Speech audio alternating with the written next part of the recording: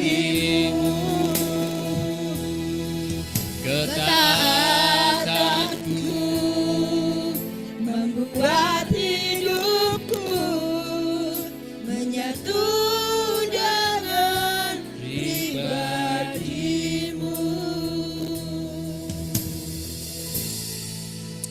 Bapa, sungguh kami bersyukur kepadamu.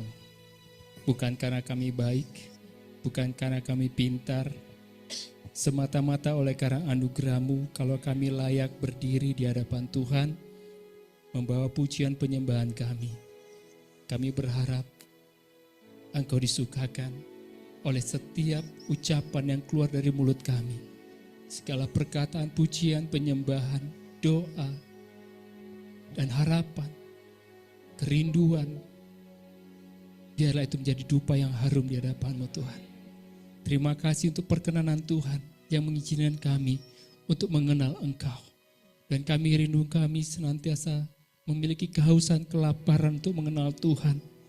Dijauhkan dari kami rasa nyaman, dijauhkan dari kami Tuhan puas diri, menganggap bahwa kami sudah sangat mengenal Tuhan.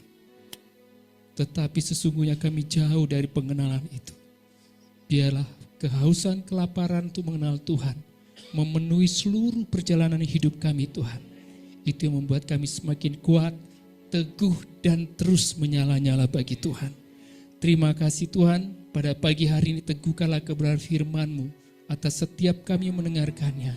Buat kami bersuka cita, buat hati kami bergejolak, berapi-api Tuhan untuk merespon setiap firman Tuhan. Yang membuat kami kuat, teguh, mampu mengatasi seluruh persoalan hidup kami Tuhan. Oleh karena hanya firman-Mu, perkataan-Mu, janji-Mu yang menguatkan kami, yang memampukan kami mengatasi seluruh persoalan badai hidup yang terjadi atas kami. Terima kasih Tuhan, kami akan sambut firman-Mu dengan hati yang terbuka, pikiran yang terbuka Tuhan. Kami ingin menikmati kebenaran firman pagi hari ini. Dalam nama Tuhan Yesus, sama-sama kita katakan, amin. Silakan duduk Bapak Ibu. Shalom. Saya sangat senang sekali kalau kembali ke Lembang ini karena udaranya sangat luar biasa. Sejuk tambah panas yang sangat enak ya. Tadi berjemur pagi-pagi sudah berjemur. Ya, kalau Bandung sudah agak panas sekarang. Ya, tapi suasana Lembang selalu apa ya? Selalu mengangenkan, membuat kangen bahkan orang-orang Jakarta rutin datang ya ke sini hanya untuk menikmati udara yang sejuk. Ya, Bapak Ibu yang dikasihi Tuhan, minggu lalu kita sudah belajar apa? Meninggalkan segala kejahatan. Ya, kita suka tidak suka, kita ada pada akhir dari hari-hari terakhir di mana kejahatan begitu sangat dahsyat. Kedurhakaan merajalela ya, bahkan hal-hal yang buruk hari ini yang dulu mungkin kita nggak pernah dengar hari ini terjadi ya, hal-hal yang sangat tidak manusiawi juga itu terjadi. Beberapa waktu yang lalu mungkin yang hobi dengar berita juga tahu atau ikut reels medsos gitu ya, ada seorang nenek di Pekanbaru, orang Batak sih memang ya, ibu-ibu yang dibunuh oleh kelompok menantunya, bekas menantunya ya. Sadis sebenarnya ya melihat seperti itu, seperti tidak punya hati nurani begitu. Tapi sebelumnya saya nggak bisa baca Bapak Ibu kalau itu di situ. Saya bisa minta. Nggak, saya pakai laptop aja supaya saya bisa ngikutin. Nggak apa-apa, nanti. Iya, nanti. Nah, oke. Tapi kayaknya bisa kebaca deh ya, agak miring. Ya, saya juga sudah jelita Bapak Ibu, jelang 50 tahun. Ya, jadi mata juga kadang masih ya harus dekat-dekat. Ya, hari ini Bapak Ibu yang dikasih Tuhan, kita akan belajar satu bagian juga yang sangat penting ya, yang untuk kita hidupin ya, di mana kita harus menjaga perkataan kita. Tapi mari kita lihat dulu Bapak Ibu. Ya, ini seperti barong gitu ya. Satu mulut tapi banyak yang diucapkannya macam-macam. Nah, kita akan belajar ini menjaga perkataan. Tapi sebelum itu saya ingin Bapak Ibu kita sejenak, tadi saya katakan bahwa hari-hari ini adalah hari-hari yang penuh dengan kejahatan. Tidak mudah bagi kita untuk menjalani hidup sebagai anak-anak Tuhan. Ya, pilihan-pilihan untuk kita berbuat jahat, meninggalkan Tuhan, menyenangkan diri sendiri itu hari ini begitu melimpah. Ya, tidak sulit untuk kita kalau kita mau jauh dari Tuhan. Ya, pilihan itu sangat mudah untuk kita jauh dari Tuhan, pilihan itu sangat mudah untuk kita jatuh dalam dosa. Hari ini begitu sangat terbuka. Ya, zaman yang begitu canggih. Nah, ini sebuah peringatan Bapak Ibu. Saya ingin Bapak Ibu sejenak untuk melihat ini. Adakah sesuatu yang aneh dari gambar ini? Saya kasih waktu 10 detik. Ya. Ada enggak? Kalau diperhatikan, ada enggak sesuatu yang aneh? Nah, sudah lewat. Jangan lama-lama. Yang kedua Bapak Ibu, jangan terlalu pikirnya jauh-jauh banget. Ya, saya hanya suruh memperhatikan saja, gak usah ini di mana ya, kota mana? Di Lembang ada enggak? Ya enggak ada. Ya, saya minta coba dilihat. Nah, yang kedua, apa kira-kira yang Bapak Ibu bisa lihat dari situ? Ada perbedaan ya antara gambar yang sebelah kiri dan yang kanannya gitu ya. Nah, itu mencari 5 perbedaan. Kira-kira Bapak Ibu bisa lihat ada 5 perbedaan di situ. Kalau ada yang dapat, bagus. Ya, saya kasih waktu 10 detik.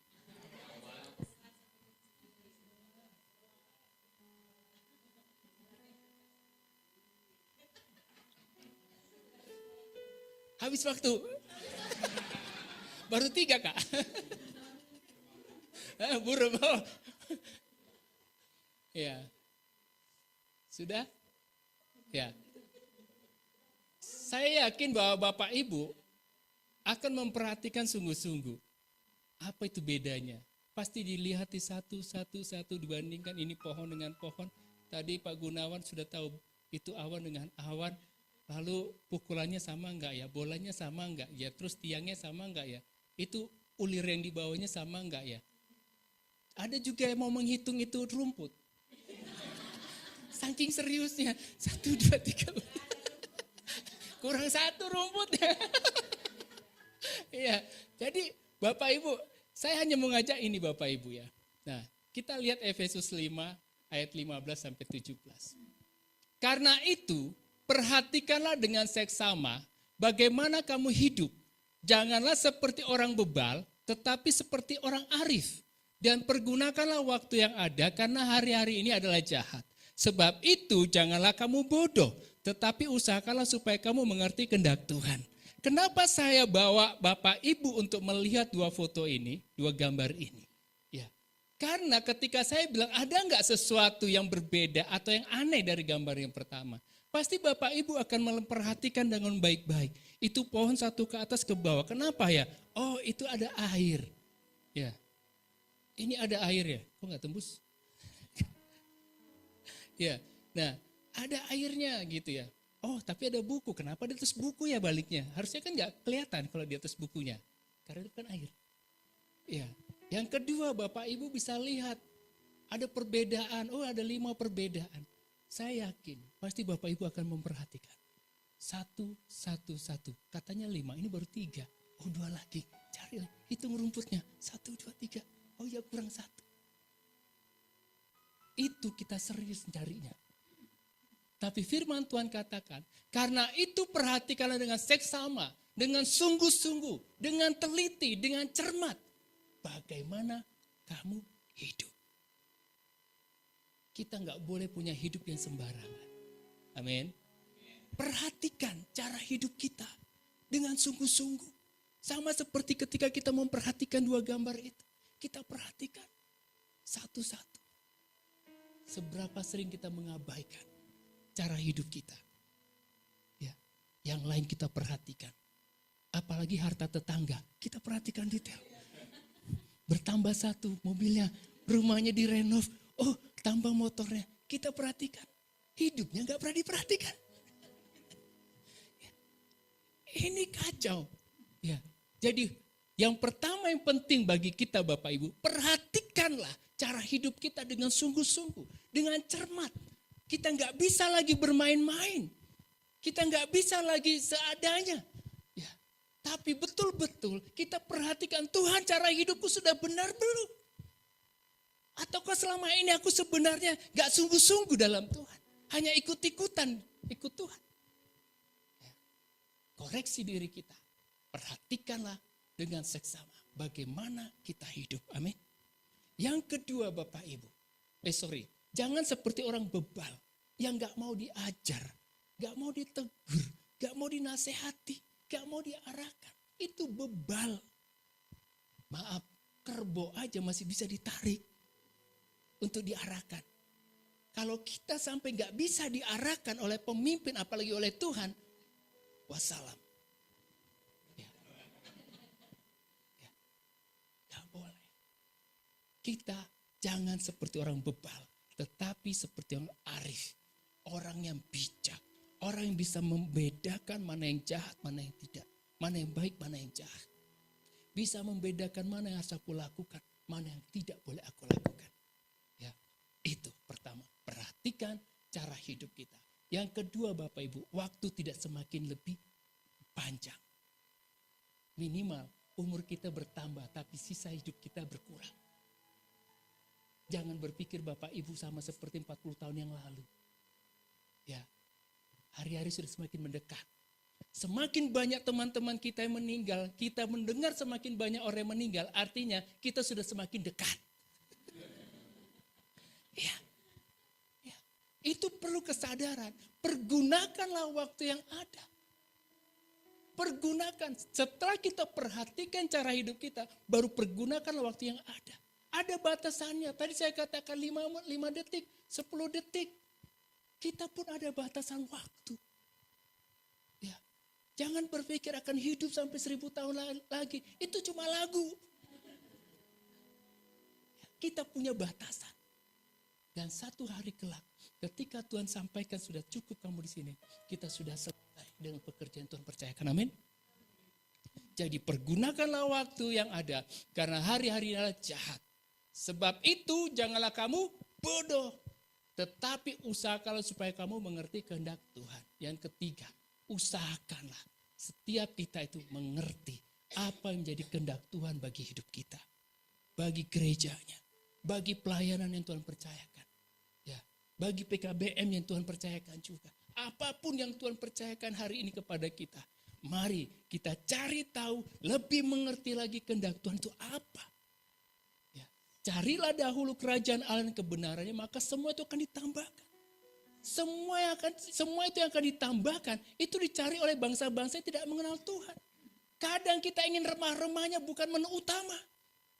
Ya, karena tadi malam kami ikut di resepsi Bang Leo, Bang Leo. Ya. Ada menu utama, ada menu yang bukan utama begitu ya.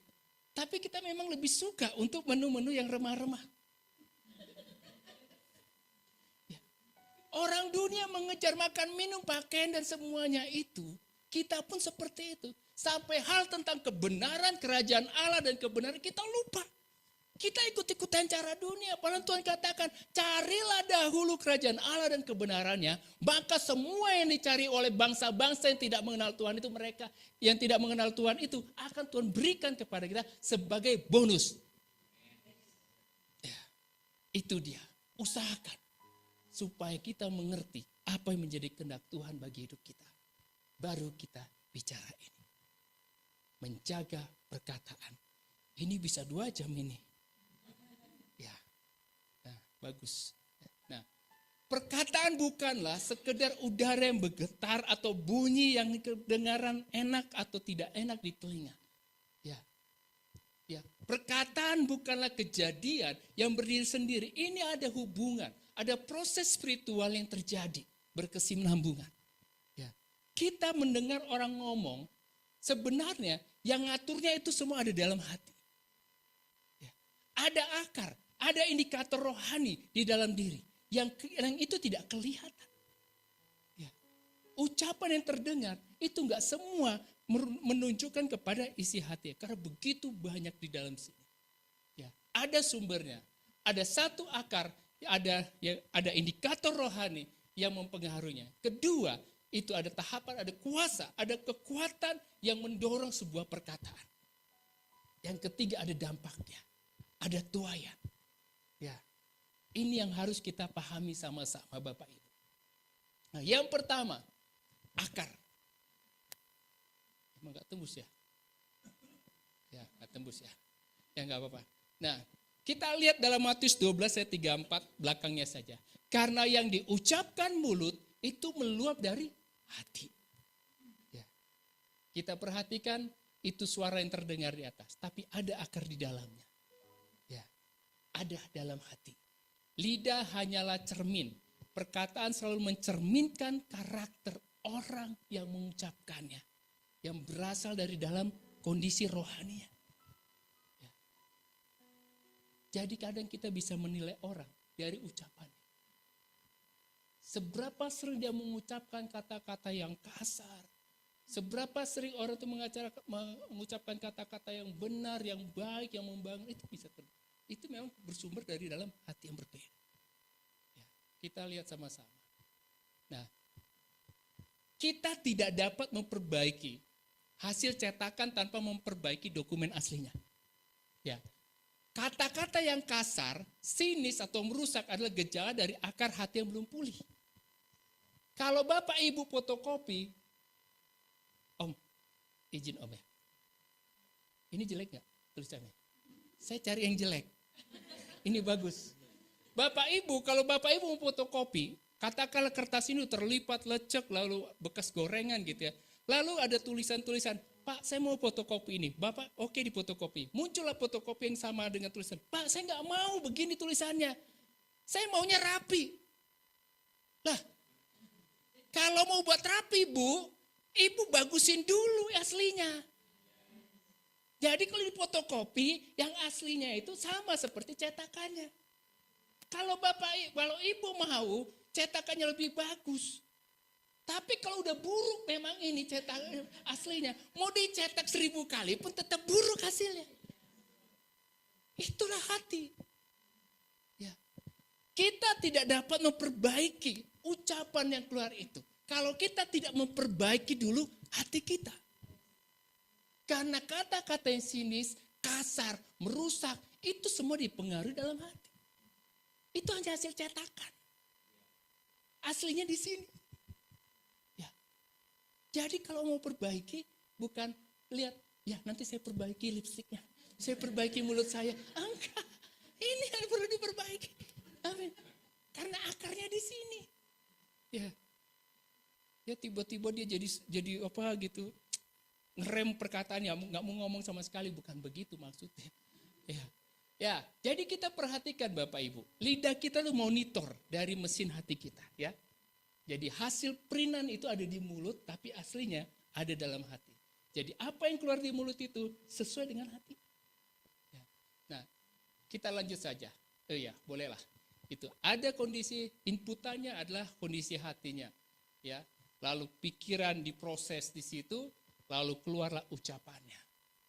Ya, jangan harap kalau aslinya buruk, cetakannya baik. Gak mungkin. Ya.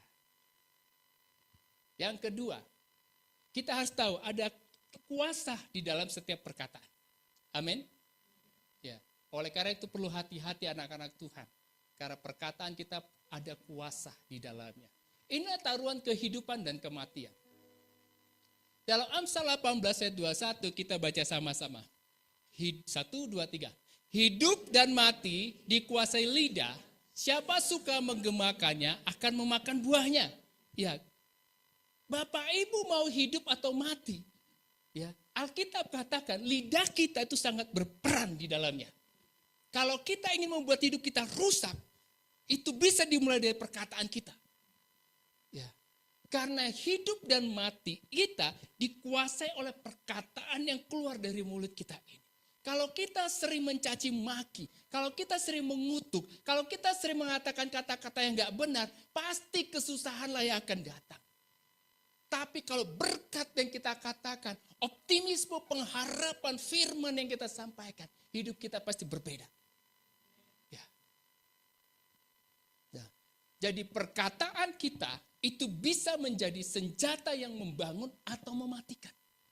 Itu tergantung kepada kita. Ya. Apa ini Bapak Ibu? Kebakaran hutan. Kita lihat ayatnya. Dalam Yakobus 3 ayat 5, demikian juga lidah, walaupun satu anggota kecil dari tubuh, namun dapat memegahkan perkara-perkara yang besar. Lihatlah betapapun kecilnya api, ia dapat membakar hutan yang besar. Bagus banget ini ayat. Ya, bagaimana menggambarkan lidah yang keluar ya dengan perkataannya. Kecil memang, sama seperti api kecil. Di Sumba saya pernah melihat kebakaran hutan. Karena biasa di sana orang-orang itu kalau memulai ingin menanam, mereka akan bakar dulu. Yang dibakar sebenarnya kecil. Tapi karena dia biarkan terus, makin melebar. Dia awalnya masih bisa pukul-pukul supaya mati ya. Supaya nggak merambat kemana-mana. Akhirnya nggak bisa tertangani. Makin luas. Akhirnya kebakaran sampai hutan kebakar. Ya berapa hari itu terjadi seperti itu. Hal sepele. Hanya karena persoalan api yang kecil dibiarkan terus saja. Tidak dijaga. Maka bisa membuat kehancuran yang dahsyat.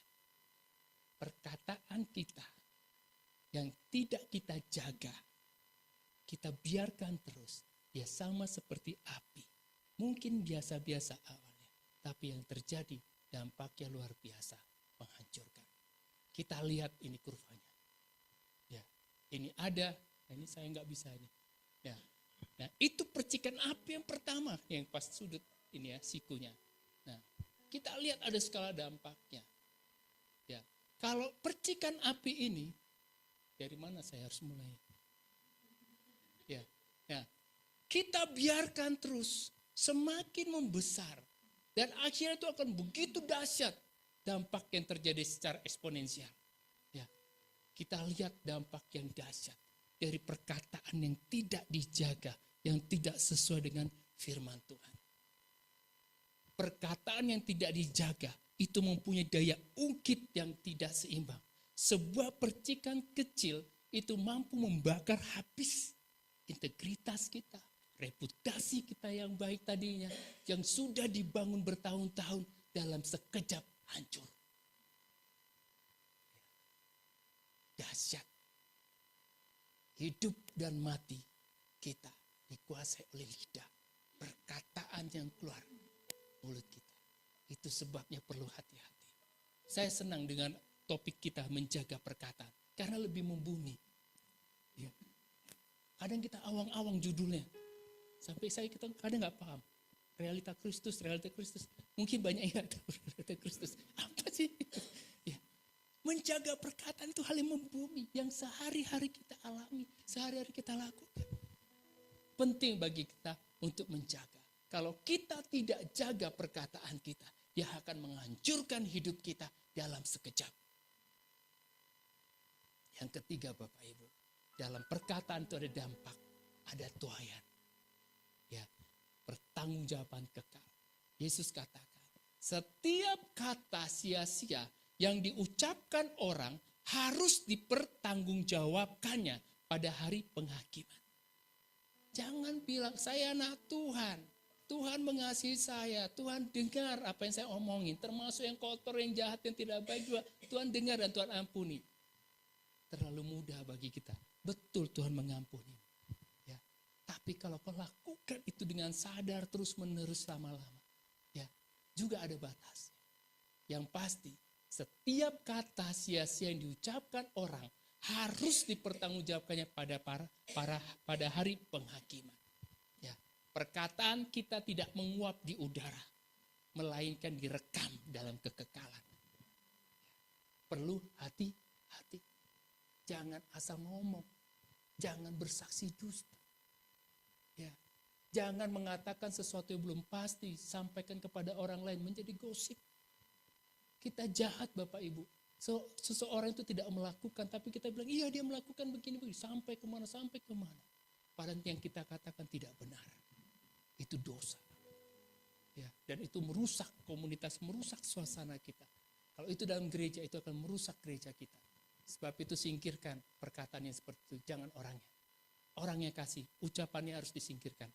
Amin. Ya. Apa yang Tuhan mau dari kita soal perkataan, menjaga perkataan? Yang pertama Bapak Ibu, belajarlah untuk cepat mendengar, lambat berkata-kata. Jangan dibalik. Ya. Kita hobi memang cepat berkata-kata, lambat mendengar. Bahkan belum kita dengar pun kita sudah ngomong duluan. Itulah hebatnya kita. Saya sudah tahu apa yang mau kau ngomong. Belum juga ngomong. Ya, hebat. Bahkan kata, saya sudah tahu isi pikiran kakak. Katanya. Orang Indonesia memang luar biasa. Ya. Nah, kita lihat Bapak Ibu. Ada yang pelari, yang cepat, ada yang lambat. Ya. Cepat mendengar, slow berkata-kata dan marah. Yakobus 1:19. Hai saudara-saudara yang kukasihi, ingatlah hal ini. Setiap orang hendaklah cepat untuk mendengar. Amin. Harus cepat mendengar. Tetapi lambat untuk berkata-kata. Dan juga lambat untuk marah. Jangan dibalik. Cepat marah, cepat berkata-kata, lambat mendengar.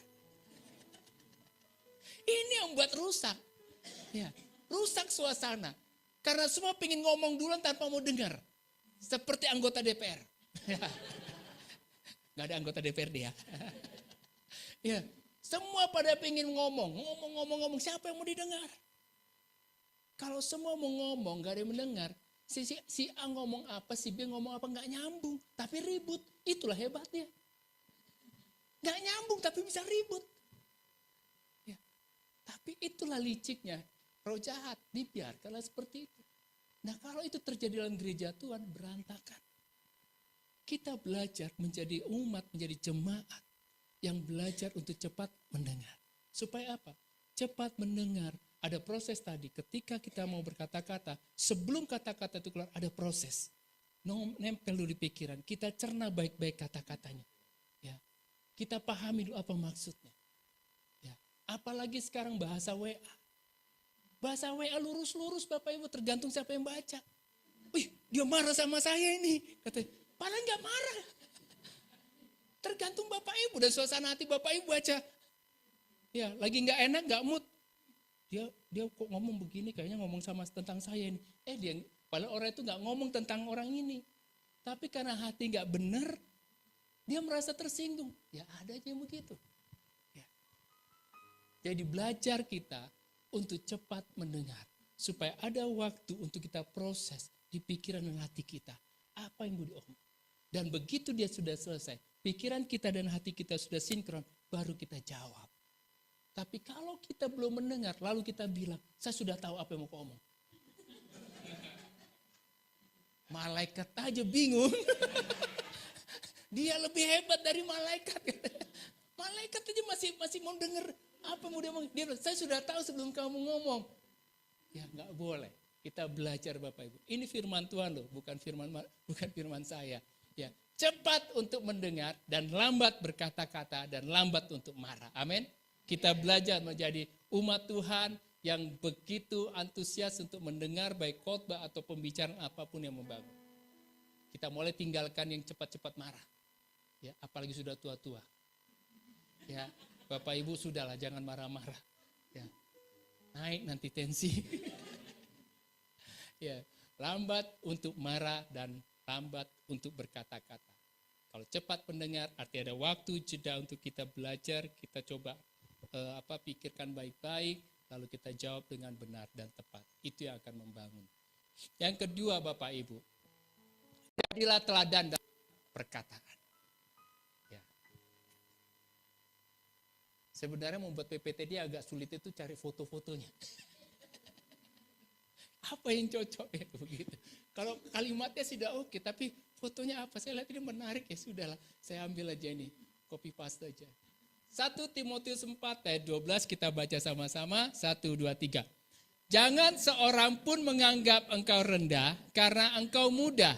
Jadilah teladan bagi orang-orang percaya dalam perkataanmu, dalam tingkah lakumu, dalam kasih-Mu, dalam kesetiaan-Mu, dan dalam kesucian-Mu. Tidak harus menjadi tua dulu untuk menjadi teladan, bro. Ya, anak-anak muda jangan tunggu tua dulu. Udah rambut putih atau rambutnya tidak ada baru terasa seperti profesor. Berhikmat, bijak, bisa jadi teladan. Oh enggak. Ya, anak muda juga, sayangnya cuma berapa anak muda. Ya, bisa jadi teladan. Ya, bisa jadi teladan. Karena itu tidak tergantung dengan umur. Kamu bisa jadi teladan kalau 60 tahun ke atas. Wah, enggak bisa. Ya. Firman Tuhan ini dari Paulus kepada Timotius si muda pada waktu itu. Jadilah teladan bagi orang-orang percaya. Dalam apa? Dalam perkataanmu, dalam tingkah lakumu, dalam kasihmu, kesetiaanmu, dan juga dalam kesucianmu. Tuhan ajar kita untuk kita jadi teladan, jadi contoh bagi banyak jemaat Tuhan di sini dalam perkataan. Jangan sudah jadi anak Tuhan masih maki-maki. Jangan jadi anak Tuhan suka gosip, menghujat orang, ya, berbohong, ya. Lalu membuat opini-opini, asumsi-asumsi yang membuat orang jadi ribut.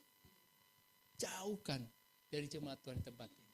Tapi kita jadi contoh, teladan bagi banyak orang bagaimana kita berkata-kata. Amin. Nah, lanjut.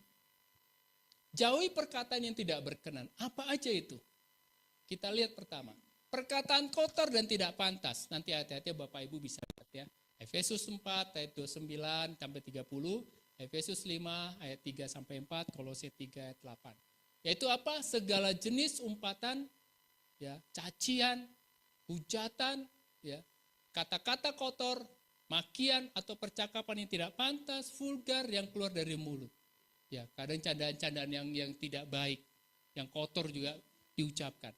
Ya, itu enggak boleh Bapak Ibu. Ya, sebagai anak-anak Tuhan kita harus tinggalkan itu. Amin. Kita ganti.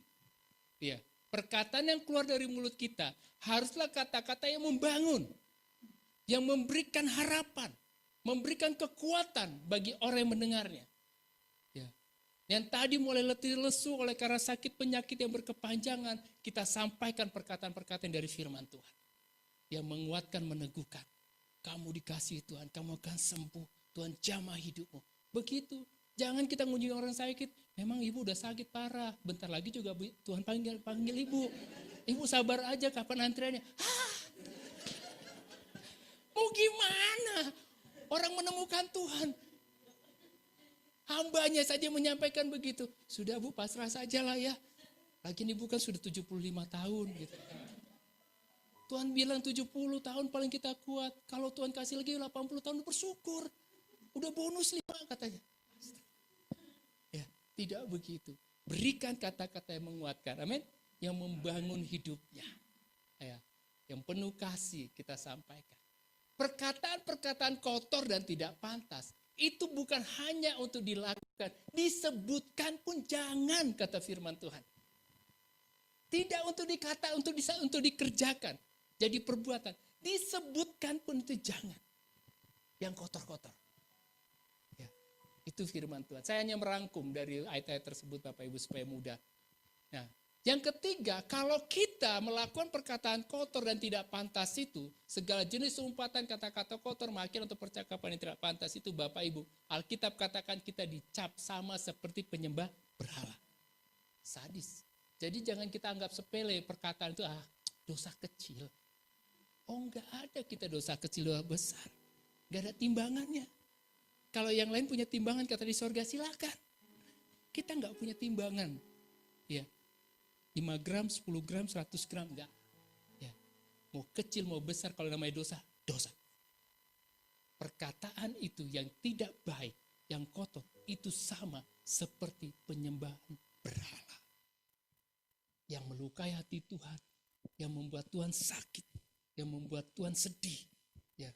Dan Tuhan tidak ingin, tidak boleh ada Allah lain di hadapanku, kata Tuhan. Aku adalah Allah yang cemburu. Jadi gak main-main Bapak Ibu. Penting bagi kita untuk menjaga perkataan kita tidak keluar perkataan yang kotor. Kata-kata yang tidak pantas dari mulut kita. Amin. Yang kedua, apa yang harus kita jauhi? orang lagi gosip. Ya, dusta, fitnah, gosip, dan hujatan terhadap sesama kita. Ya, apalagi dalam jemaat Tuhan ini. Kita ini keluarga Bapak Ibu. Kalau ada hal-hal yang rasanya nggak pas, datanglah ngobrol baik-baik. Ya, jangan ceritakan ke orang lain. Kayaknya dia pinjam duit dari yang lain. Gini, dia tuh bisa beli motor karena nyicil. Lihat aja platnya itu nyicil, bukan tunai. Gak usah diomongin. Kita ini keluarga. Mau dia nyicil, mau dia tunai, kita bersyukur. Amin. Kalau dia bahagia, kita bersyukur. Jangan sirik kalau dia bahagia. Dia bisa nyicil, kita nggak bisa nyicil. Ya sudah. Ya. Jangan buat gosip, fitnah. Ya. Kita harus biasakan Bapak Ibu, ini kita keluarga. Ada kekurangan firman Tuhan, bantu, saling bantu. Kalau ada yang bersuka cita, kita turut bersuka cita. Ya, jangan kita berduka cita. Rugi, dia bersuka cita, kita duka cita karena sirik, karena kita iri, rugi. Ya, gak usah obrolin ke tetangga, apalagi kepada orang-orang belum percaya, malu kita. Ya, itu rajin ke gereja, malah dia itu ya dibantu dari orang sana dari sini, uangnya ada bisa makan juga enak karena orang lain gak penting. Ya. Kenapa saya kayak gosip?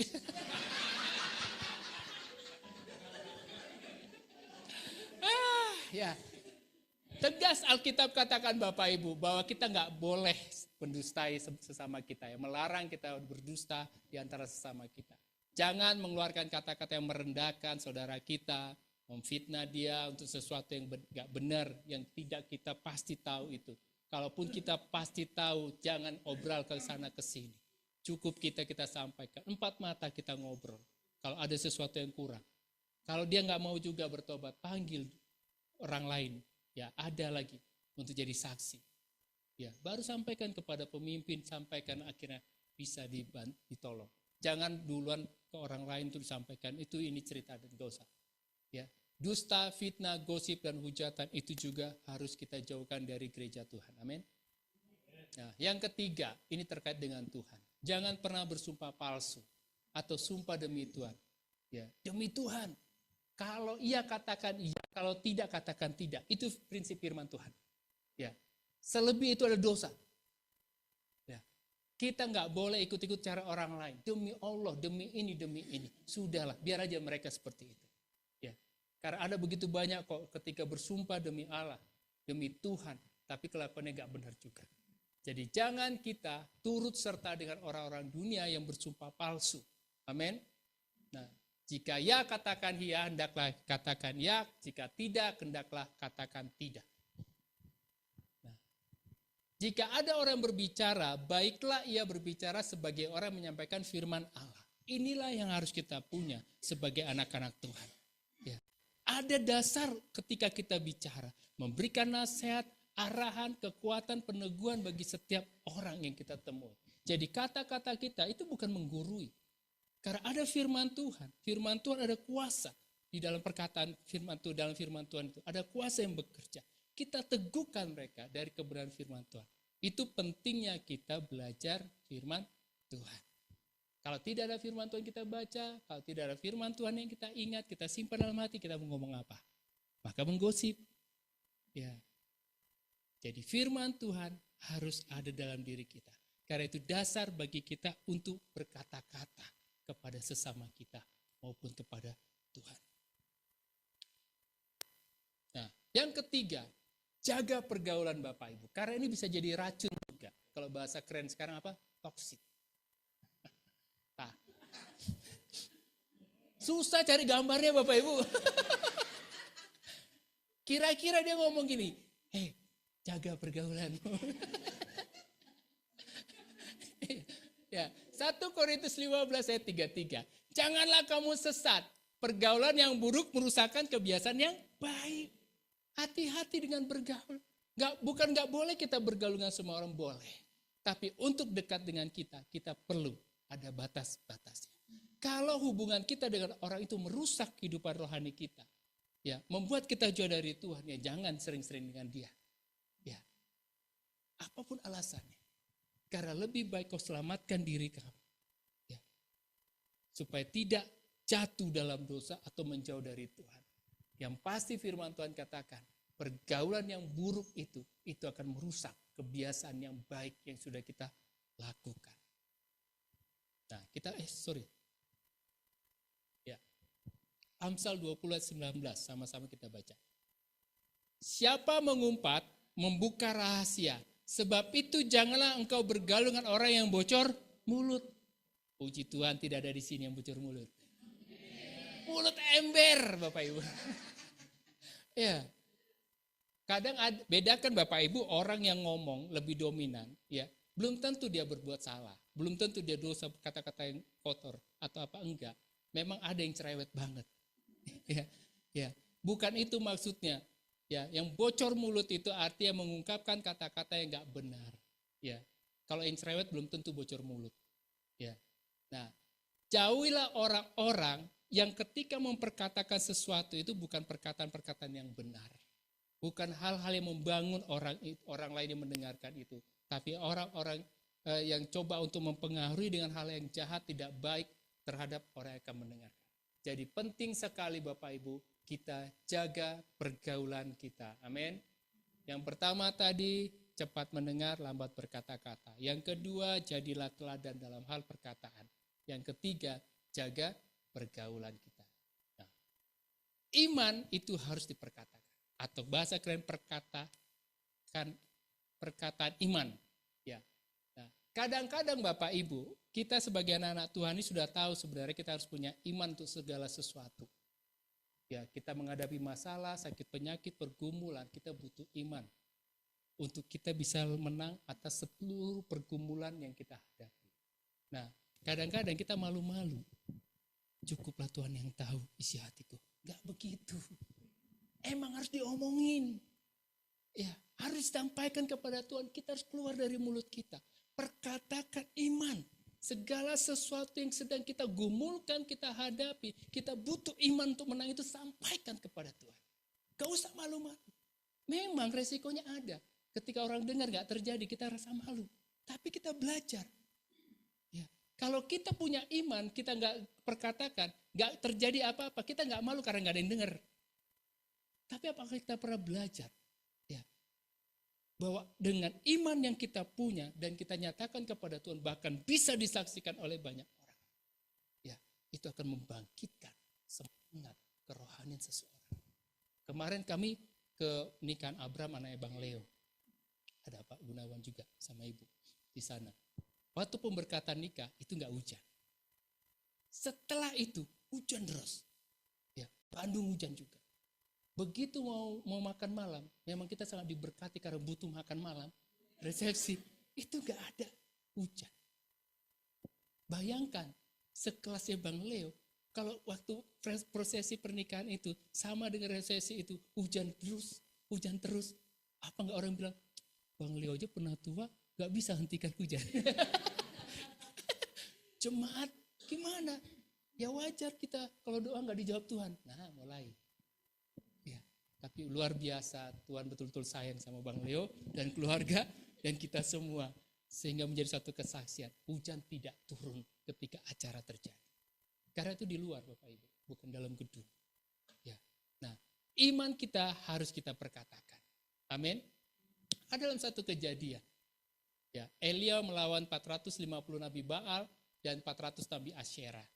Ya, ini nabi-nabi palsu. Nah, waktu itu di Samaria ketika Ahaz jadi raja, Obadja sebagai sekretarisnya gitu ya, orang kepala istananya, Obadja orang yang mengasihi Tuhan. Nah, musim kering yang berkepanjangan. Lalu Tuhan katakan, kamu temui Ahab dan aku akan mencurahkan hujan atas Samaria. Nah, kejadian Bapak Ibu nanti bisa dalam 1 Raja-Raja 18 ya, kisah itu. Tapi saya baca 24. Kemudian biarlah kamu memanggil nama Allahmu dan aku akan memanggil nama Tuhan. Maka Allah yang menjawab dengan api, dialah Allah. Seluruh rakyat menyahut katanya, baiklah demikian. Jadi pada waktu itu Ahab membunuh semua nabi-nabi Tuhan. Tetapi ada Obaja, kepala istana yang mengasihi Tuhan dan takut akan Tuhan. Dia sembunyikan 100 nabi-nabi Tuhan ini. Dia ke goa-goa, 2 goa, dia simpan di sana, kasih makan semua. Ahab gak tahu. Satu ketika Ahab katakan kepada Obaja, Obaja carilah sungai yang ada rumput-rumputnya supaya tidak hewan kita ini tidak dipotong begitu ya. Supaya mereka bisa makan, gak perlu kita korbankan. Nah, lalu Obaja berangkat. Ahab berangkat kemana, Obaja berangkat kemana. Dalam perjalanan Obaja ketemu dengan Elia. Dia tanya, engkaukah Bapak Elia? Gitu, Tuhan Elia gitu. Iya. Lalu Elia katakan, sampaikan kepada Ahab. Saya mau ketemu. Wah, takut Obaja. Obaja takut. Kau menyerahkan aku kepada Ahab. Dia akan membunuh aku kalau tahu engkau hidup. Dan kalau aku sampaikan bahwa Elia ada dan ketika datang sini kau enggak ada, aku yang dibunuh katanya. Enggak, kata Elia. Aku pun akan menghadap Ahab. Ya. Lalu dia tantang 450 Baal, Nabi Baal dan 400 Nabi Asyera untuk datang ke Gunung Karmel. Ya. Untuk membuktikan siapa Tuhan yang benar. Bayangi Bapak Ibu, satu orang menghadapi hampir 850 orang. Nabi. Dia tantang, suruh mereka datang. Lalu datanglah yang datang Nabi Baal, 450. 400 Nabi Asyera enggak disebutkan. Nah, datang berkumpul lalu Elia katakan, sekarang pilihlah, sediakan 2 lembu jantan. Sekarang kalian lakukan dulu. Taruh korban-korbannya kalian itu. Suruh Allah kalian itu untuk turunkan api dan membakar kota. Mereka lakukan itu semua. Ya, sepanjang hari mereka sudah berdoa meminta supaya Tuhannya mereka itu membakar atau turunkan api untuk membakar korban. Tidak terjadi. Sampai Elia katakan ngejek kepada mereka. Berteriaklah lebih keras. Mungkin dia lagi sibuk. Mungkin dia belum bangun. Banyak urusannya. Berteriak lebih keras. Sampai tengah sore, sampai sore hari. Tidak ada juga api yang turun dari langit lalu membakar. Ya, gilirannya Elia. Kemudian pada waktu mempersembahkan korban petang, tampillah Nabi Elia dan berkata, ya Tuhan Allah Abraham, Ishak dan Israel, pada hari ini biarlah diketahui orang bahwa engkau Allah di tengah-tengah Israel dan bahwa aku ini hambamu dan bahwa atas firman-Mu lah aku melakukan segala perkara ini. Ya, dia bilang sama Tuhan, aku lakukan semua ini Tuhan oleh karena nama-Mu. Dia ingin nama Tuhan yang dikenal ditinggikan dan semua orang tahu Allah Israel Allah yang benar. Ya. Lalu jawablah aku, ya Tuhan, jawablah aku supaya bangsa ini mengetahui bahwa Engkaulah Allah ya Tuhan dan Engkaulah yang membuat hati mereka tobat kembali. Lalu turunlah api Tuhan menyambar habis korban bakaran, kayu, api, batu dan tanah itu, bahkan air yang ada dalam parit itu habis dijilatnya. Ketika seluruh rakyat melihat kejadian itu, sujudlah mereka serta berkata, Tuhan dialah Tuhan Allah, Tuhan dialah Allah. Ya. Bapak Ibu, itu iman seorang Elia. Ya, dia perkatakan di hadapan ratusan orang, mungkin ribuan dan ratusan nabi-nabi ini. Dia tidak gentar. Karena dia percaya siapa Allah yang dia sembah. Kalau kita percaya siapa Tuhan yang kita sembah, Tuhan yang melakukan perkara-perkara ajaib, mukjizat, kenapa kita harus sembunyi-sembunyi untuk memperkatakan iman. Ya, kita harus berani ketika kita sakit, Tuhan aku percaya. Aku perkatakan iman kesembuhan atas kakiku, atas tubuhku. Mungkin aku lemah, mungkin karena faktor usia, oke Tuhan. Itu semua kata manusia, tapi aku punya Tuhan yang luar biasa. Si Bapak tadi bilang 88 tahun, masih kuat naik tangga, si Abah. Ada yang masih muda udah pada, aduh. Bisa nggak Mbak Yus pakai lift di sini? Siapa tahu dari Eropa langsung datang lift. Ya, udah banyak keluhan. Ya, di kantor saya ada teman-teman bulu tangkis gitu ya. Kenapa nggak main? Aduh, asam urat. Tapi si Abah tadi berapa bahu umurnya? 88. Ah, mata masih oke. Ada sih yang gak oke. Ya, tapi gak apa-apa. Ya, tapi kuat. Ya, Kita kalau dalam pergumulan, dalam masalah, perkatakanlah ini. Dari firman yang kita baca, Tuhan, aku lebih dari pemenang. Aku tahu persoalanku ini besar. Aku tahu yang kuhadapi ini gak mudah, Tuhan. Tapi aku punya Tuhan yang besar. Ya Tuhan yang sanggup. Aku bisa. Aku sembuh. Ya, gak apa-apa. Ketika sama-sama nih, aku sembuh Tuhan. Yang lain dengar gak apa-apa. Kalau belum terjadi gak apa-apa. Gak ada yang tertawa ya. Gak boleh ada yang tertawa. Kita dukung. Kalau teman-teman kita tuh jemaat Tuhan mempraktekkan imannya, kita harus dukung. Ya, kita harus budayakan itu. Ya. Elia tidak takut, tidak gentar dengan nabi-nabi palsu, bahkan terhadap Ahab sekalipun. Gak takut. Ya. Ahab waktu ketemu Elia bilang apa? Kau yang menyengsarakan, membuat derita bangsa ini. Datang Elia, bukan aku tapi kau. Dan keluargamu yang membuat bangsa ini menderita. Elia, nanti baca di 1 Raja-Raja 18. Dia bilang begitu kepada Ahab. Begitu sudah selesai, pulang kau ke istana. Nanti hujan turun, kata Elia. Padahal belum terjadi. Ya, baru kemudian kita ada kisah dia suruh bujangnya itu, pembantunya untuk melihat. Ya, ada apa di laut. Ya, nggak ada apa-apa. Baru terakhir dia kata, ada segenggam awan sebesar telapak tangan. Elia bilang, hujan sudah mau turun. Kasih tahu Ahab, pergi cepat-cepat. Ada iman. Harus kita perkatakan.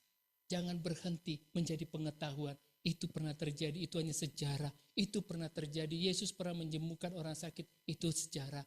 Elia melihat awan sebesar telapak tangan. Itu hujan turun, artinya itu sejarah. Itu bukan hanya sejarah. Itu bisa menjadi iman bagi kita juga. Amin. Nah, saya mau share ini Bapak Ibu.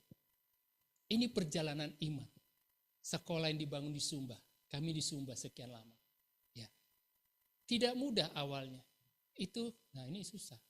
Jadi kalau yang petasan itu yang dari satelit itu, nah itu yang agak panjang sedikit itu sekolahnya.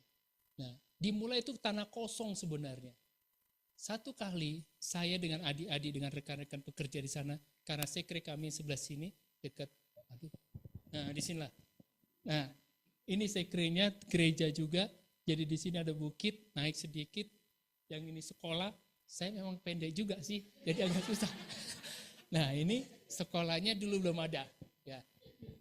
Si Bapak ketawa, karena kami sama. Sama-sama kurang tinggi Pak, bukan pendek. Iya, kurting kita Pak, kurting, kurang tinggi. Ya, jadi satu perkataan waktu itu saya ingat, sore-sore saya bilang, kalaulah Tuhan kasih tanah ini ya, kita buat sekolah. Dulu belum ada wujudnya. Kami hanya punya PAUD, tapi PAUD nggak sebagus yang sekarang ini. Nah ini PAUD yang sekarang. Ada PAUD yang lebih ininya, lebih jeleknya sebelum ini terjadi. Nah di sebelahnya itu, kalaulah Tuhan kasih tanah ini. Tanah itu gak pernah mau dijual sama orang itu. Tapi satu kali coba kamu tanya ke sana. Begitu rekan kita ya pergi ke sana, bang dia mau jual. Wah berapa? Sekian bang tuh. Uangnya dari mana ya? Gak ada uangnya. Tapi kita doakan. Kami berdoa, gak sampai seminggu. Seorang teman gini, bro kalian butuh apa? Wah, waduh ada sih. Tapi cukup besar ini, kita mau beli tanah. Berapa? Sekian, ratusan juta juga. Oke, besok saya kirim. Wah, luar biasa Bapak Ibu. Ya. Akhirnya dia kirim, tapi ingat ya, yang bangunnya kalian katanya. Hah? Membangun lebih mahal daripada beli tanahnya. Oke, gak apa-apa. Kita doakan supaya tetap akan dibangun sekolah. Tidak berapa lama Bapak Ibu, ada rekannya juga datang dengan keluarganya dari Arab sana, lalu berkunjung. Ketika berkunjung, pulang dia ke Jakarta dalam satu ibadah, dia diingatkan Tuhan. Dia WA ke saya waktu itu, kakak dapetin sesuatu dari Tuhan waktu ibadah tadi. Kami mau menabur 400 juta. 400 juta Bapak Ibu, saya jawab apa ya? Kalau 100.000 biasanya kita bilang, terima kasih puji Tuhan. Kalau 400 juta kira-kira panjang jawabnya gimana ya? Saya ngetik Bapak Ibu, aduh gak cocok kayaknya ini. Saya bolak-balik gak bisa, hanya satu akhirnya saya bilang, Kak terima kasih banyak ya. Ya, sudah memberkati semua. Kami mulai bangun, nyicil bangunannya Bapak Ibu. 3 ruang kelas dulu lantai pertama ini, ya lantai pertama. Lalu yang sebelah sini PAUD Bapak Ibu. Awal ini PAUD juga kita dapat hibah. Dari mana? Dari yayasan gitu ya. Ada yang bangunkan kita, akhirnya kita dapat. Lalu sekolah yang SD, yang kuning ini SD. Nah pertama itu sampai 3-4 tahun itu kita masih lantai pertama. Ya itu belum, lantai 2-nya belum. Tapi puji Tuhan setiap tahun akhirnya kita Tuhan cukupkan dan jadilah sekolah. Bukan cuma PAUD, SD, tapi SMP dan SMA juga. Dan semua gratis Bapak Ibu. Ya. Nah, ini untuk SMP dan SMA. Kita mulai dari balai desa yang nganggur, yang belum selesai itu Bapak Ibu tahun 2019. Ya. Adik-adik bekerja di sana, Bang kita buat sekolah ya. Oke, tapi SD saya bilang. Supaya memperbaikinya lebih cepat. Jangan SD Bang, ada banyak SD sini. 4 SD, tapi kalau mereka mau ke SMP, jalan kaki 5-12 kilo.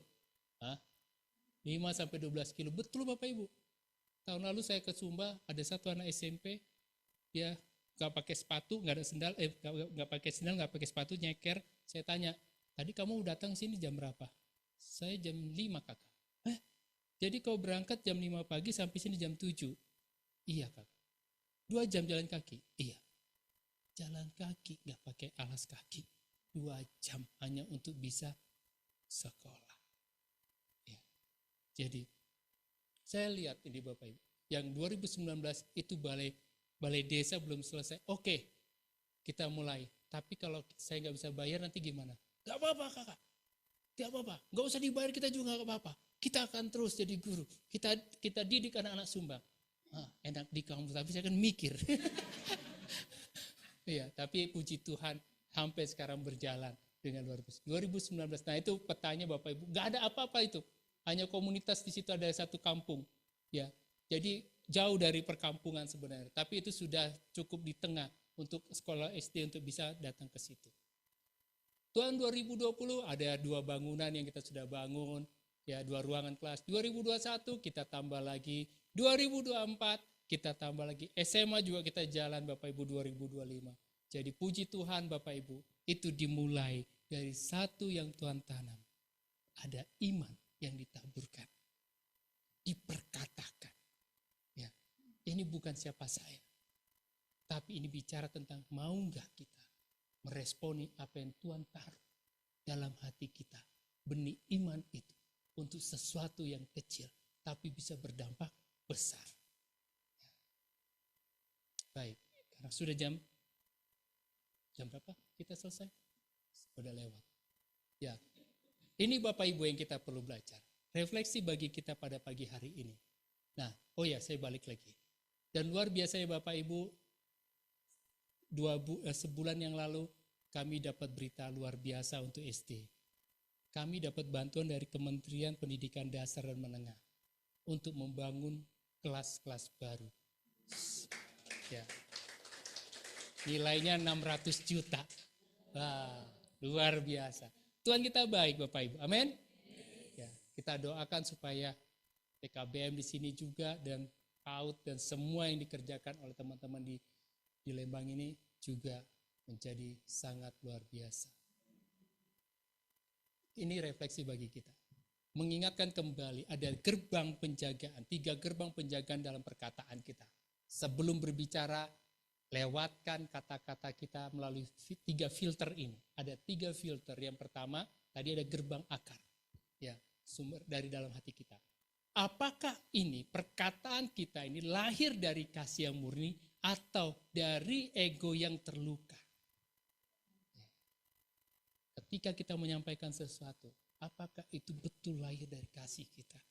Atau sebenarnya ada yang tersembunyi yang sengaja kita siapkan dalam perkataan itu. Yang kedua, ada gerbang kuasa. Apakah kata-kata kita ini akan membangun jembatan, ya, atau membakar hutan yang tadi. Apakah itu membuat kehidupan atau itu memberi kematian bagi kita? Karena ada kuasa dari setiap perkataan. Tidak ada yang netral dari perkataan kita. Ada kuasanya. Kalau tidak untuk menghidupkan, maka untuk mematikan. Yang ketiga, ada gerbang tuaian. Apakah kita siap mempertanggungjawabkan kalimat atau perkataan kita ini di hadapan Tuhan? Ya. Kalau semua datang lahir dari hati yang benar, dari firman Tuhan, yang kita renungkan, kita baca, kita sampaikan, itu keluar dari mulut kita, maka itu akan mendatangkan kehidupan. Amin. Tapi kalau sesuatu yang busuk dari dalam diri kita, keluar pun busuk Bapak Ibu. Dan itu akan mendatangkan kehancuran, kematian juga bagi kita. Jadi renungkanlah Bapak Ibu, 3 gerbang penjagaan ini. Ada gerbang akar, gerbang kuasa, gerbang tuaian. Terakhir, jagalah hatimu, kuasailah lidahmu. Amsal 4 ayat 23 katakan apa? Jagalah hati dengan segala kewaspadaan, karena dari sana terpancar kehidupan.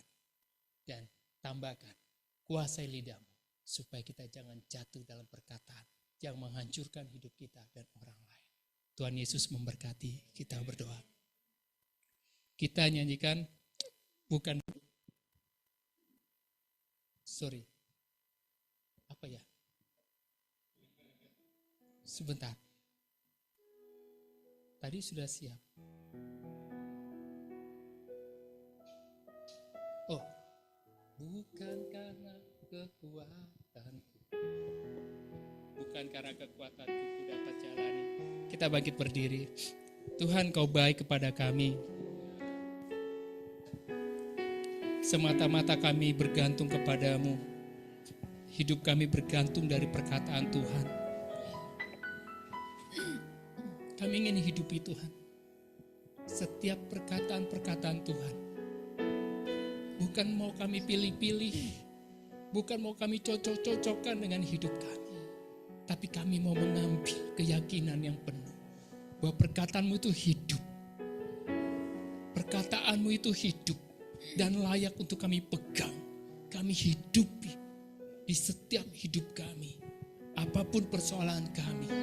Kami mau belajar. Supaya setiap perkataan firman Tuhan menjadi iman dalam diri kami.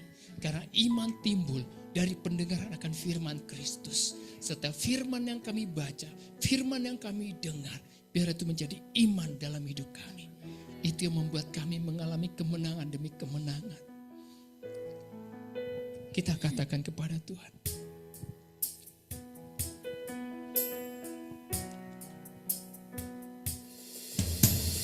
Bukan dengan kekuatanku ku dapat jalani hidupku tanpa Tuhan yang di sampingku. Ku tak mampu sendiri, Engkaulah kuatku. Engkaulah kuatku, amin. Yang menopangku, ku pandang wajah-Mu dan berseru, pertolonganku datang dari Tuhan. Oh God, amin. Darimu, Engkaulah tanganku, Jangan lepaskan, Kaulah harapan dalam hidup. Sekali lagi kita katakan, bukan karena kekuatanku. Saya ingin supaya kita sungguh-sungguh menyampaikan kepada Tuhan. Menjadi doa pengharapan dan iman kita kepada Tuhan. Saya tidak tahu persoalan apa yang terjadi pada Bapak Ibu, saudara-saudara di tempat ini. Tapi mari kita percaya kepada Tuhan. Kita ingin mengalami kasih, mengalami mukjizat, mengalami kemerdekaan, mengalami kekuatan yang dari Tuhan. Sesuatu yang tidak mungkin akan mungkin bagi Tuhan. Sesuatu yang mustahil tidak lagi mustahil bagi Tuhan. Dan bagi kita yang percaya kepadanya, Engkaulah kuatku, Engkaulah kuat ya Tuhan, yang menopangku. Ku pandang wajah-Mu dan berseru pertolonganku. Pertolonganku datang dari-Mu, peganglah tanganku, jangan lepaskan. Kaulah harapan. Sekali lagi katakan pada Tuhan, ku pandang wajah-Mu. Oh, mata kami tertuju kepada Tuhan yang menjadi sumber kekuatan dan pengharapan kami. Pertolonganku datang dari-Mu, peganglah tanganku, jangan lepaskan. Kaulah harapan dalam, katakan sekali lagi sama-sama, ku pandang wajah-Mu. wajah-Mu dan berseru, pertolonganku datang dari-Mu, peganglah tanganku, jangan lepaskan. Kaulah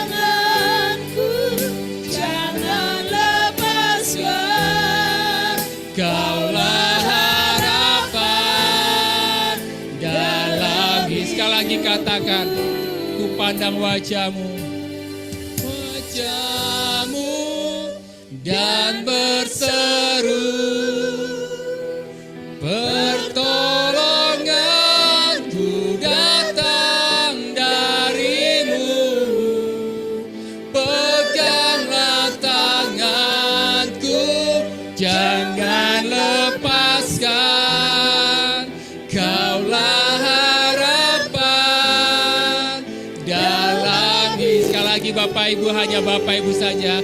Ku pandang wajah-Mu dan berseru, pertolonganku datang dari-Mu, peganglah tanganku, jangan lepaskan. Kaulah harapan dalam. Sekali lagi katakan, ku pandang wajah-Mu, wajah-Mu dan berseru. Bapak, ini pengharapan kami kepada Tuhan. Kami hanya ingin percaya kepada-Mu dan kepada firman-Mu. Kami mau menghidupi dan mengalami dalam hidup kami, Tuhan, perkara-perkara yang mustahil, perkara-perkara yang tidak mungkin. Izinkanlah kami boleh mengalaminya, Tuhan. Kami mengalami kemenangan demi kemenangan dalam seluruh perjalanan hidup kami, karena kami tahu kami punya Tuhan yang besar.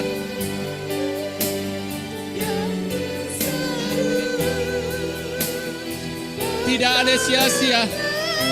Kami berseru kepada Tuhan. Setiap kali kami berseru, tidak ada seruan kami yang sia-sia di hadapan Tuhan.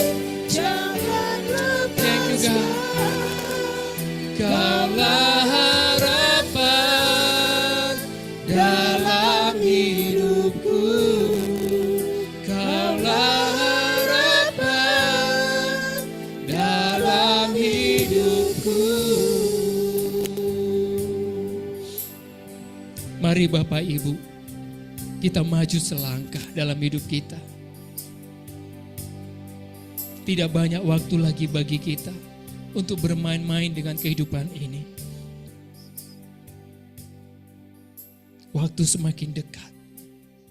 Tuhan mau supaya kita memperhatikan cara hidup kita, termasuk dalam hal berkata-kata. Kita bangun jemaat yang senantiasa memperkatakan yang benar, yang penuh kasih, yang hatinya murni dan bersih. Biarlah kita menjadi jemaat Tuhan yang merepresentasikan Kristus. Dan supaya dunia tahu, memang kita berbeda. Dari ucapan yang keluar dari mulut kita berbeda dengan dunia ini. Mari kita belajar, renungkan kembali setiap perkataan yang keluar dari mulut kita. Apakah lahir dari dalam hati kita yang bersih, yang mengasihi Tuhan dan mengasihi sesama kita? Apakah itu akan membangun hidupmu dan orang lain, atau itu akan menghancurkan hidupmu dan orang lain? Dan apakah dia berdampak yang besar? Setiap perkataan kita filter dengan baik supaya menyenangkan hati Tuhan. Bapa, terima kasih untuk kebenaran firman-Mu yang memberikan pengertian baru kepada kami, yang membukakan kebenaran dan menguatkan kami untuk kami berjalan dengan perkataan yang benar, menjauhkan perkataan-perkataan yang kotor, perkataan-perkataan yang tidak benar, tidak pantas, menjauhkan dusta, fitnah, gosip, hujatan, makian. Tapi kami mulai dengan perkataan-perkataan yang benar sesuai dengan firman-Mu. Terima kasih Tuhan, bangunkan gereja-Mu, bangunkan kami semua untuk terus bergairah mengenal lebih dalam lagi Tuhan yang dahsyat dalam hidup kami. Di dalam nama Tuhan Yesus kami berdoa. Amin. Silakan duduk Bapak Ibu. Oh, dua berkat. Baik. Mari Bapak Ibu yang dikasih Tuhan, kita akan akhiri ibadah kita. Bapak, terima kasih buat kehadiran-Mu di tengah-tengah kami pada siang hari ini Tuhan. Dari awal pertengahan sampai akhir kami boleh merasakan Kau ada bersama-sama dengan kami. Kau mengurapi kami, Engkau menaruhkan urapan-Mu atas kami dan kuasa-Mu atas kami Tuhan.